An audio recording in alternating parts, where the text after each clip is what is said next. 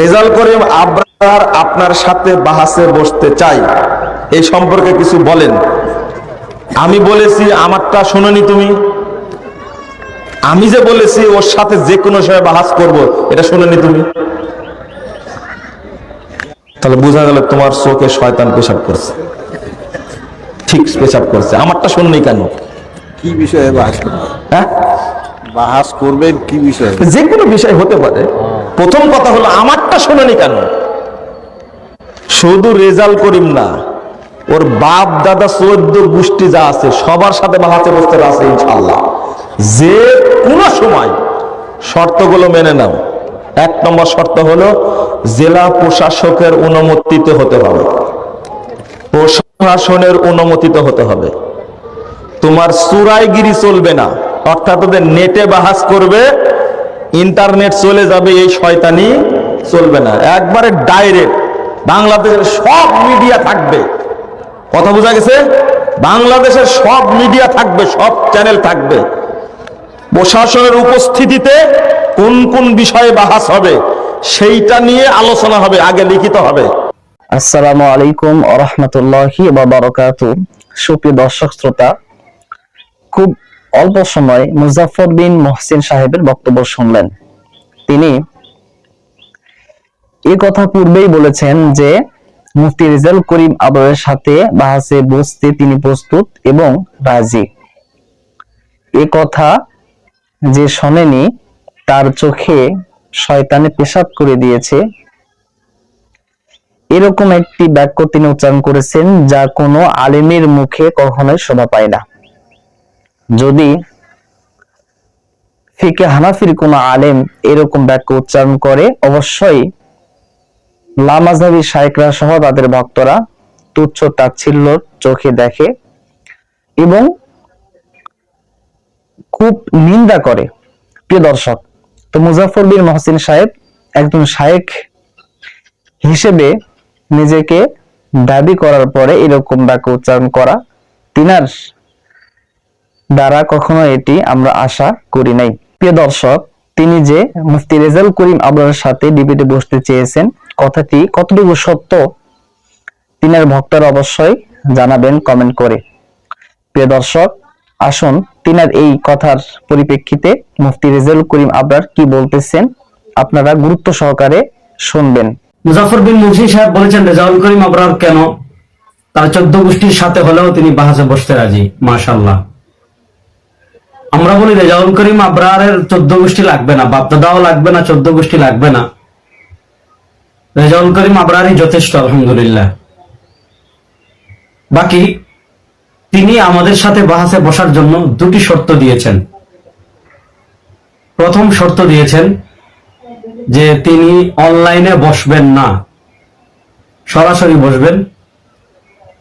অনলাইনে বসলে নেট চলে যায়, এই বাহাদুরি করে চলে যাওয়ার সম্ভাবনা আছে, এ কারণে তিনি অনলাইনে বসতে চাচ্ছেন না।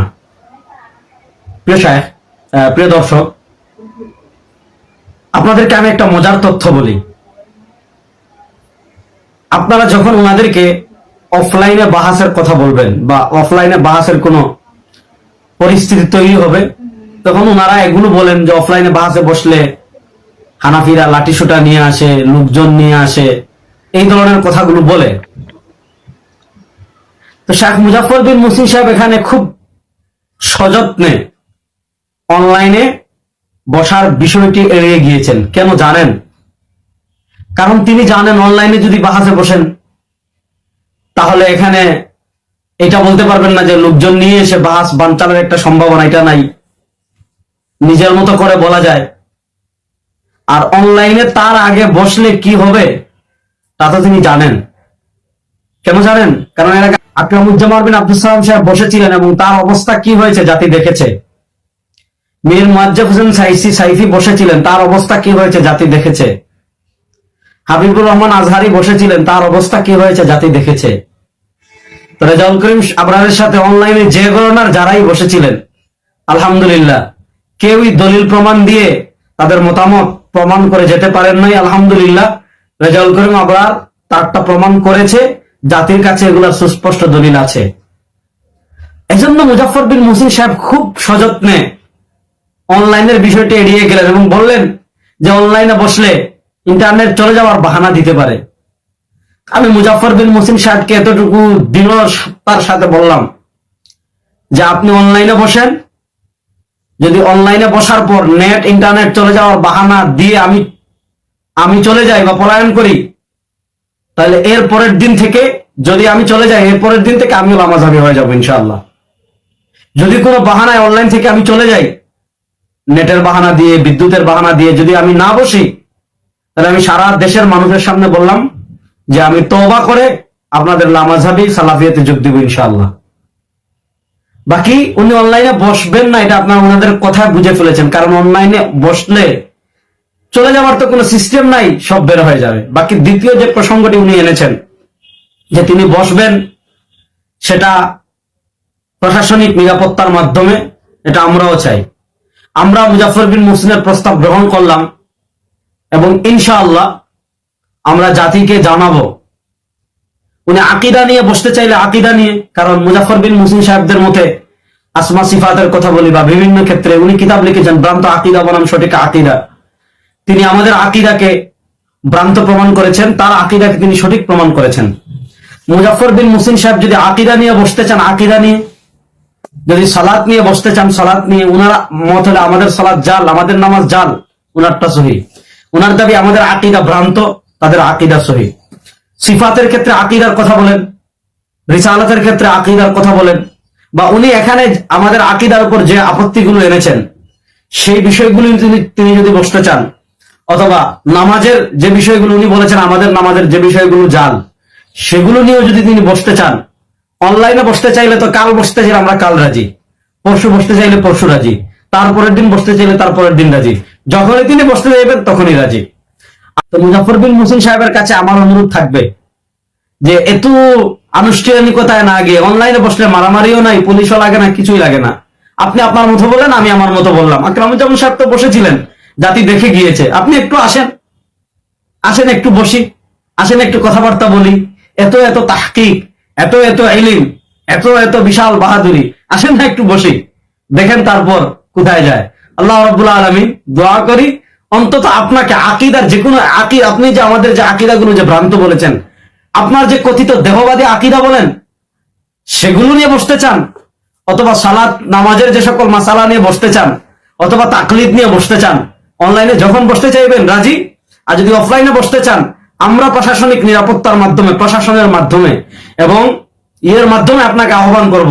আশা করি ইনশাআল্লাহ এখানে যেমন আপনাদের গুটি কয়েক শ্রোতার উপস্থিতিতে যে পরিমাণ বাহাদুরির সাথে কথা বলেছেন, আমরা যখন প্রশাসনের মাধ্যমে আপনাকে আহ্বান করব, আশা করি তখন ঠিক মতো সাড়া দিবেন, এদিক সেদিক পালানোর ফন্দি করবেন না।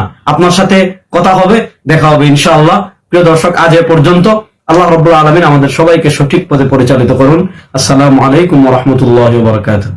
প্রিয় দর্শক, এতক্ষণ পর্যন্ত মুফতি রেজাউল করিম আবরার হাফিজাহুল্লাহ ইনার কথাগুলো আপনারা শুনলেন।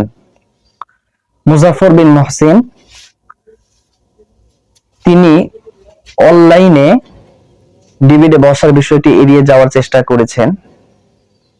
অপরদিকে তারা গলা ফাটিয়ে মাহফিলে বলে বেড়ায় যে সরাসরি বাহাসে না বসার কারণ হলো ফিকহ হানাফির লোকজন বেশি লাঠি সোটা নিয়ে আসে। তো প্রিয় দর্শক, এজন্যই যখন তাদেরকে অনলাইনে বসতে বলা হয়, এখন বলতেছে অনলাইনে বসবে না, কারণ তার অবস্থা আকরামুজ্জামান বিন আব্দুল সালামের মতো হতে চলেছে, যেটা মুছা যাবে না, অনলাইনে থেকেই যাবে। যাই হোক প্রিয় দর্শক, আল্লাহ তাআলা আপনাদেরকে বিবেক দিয়েছেন, আপনারা নিজেদের বিবেক দ্বারা বিবেচনা করে এই সমস্ত ভণ্ড শাইখদের থেকে দূরে থাকবেন, যাতে করে আপনাদের ঈমান এবং আমল সঠিকভাবে থাকে। দেখা হবে পরবর্তী এক ভিডিওতে। আসসালামু আলাইকুম ওয়া রাহমাতুল্লাহি ওয়া বারাকাতুহু।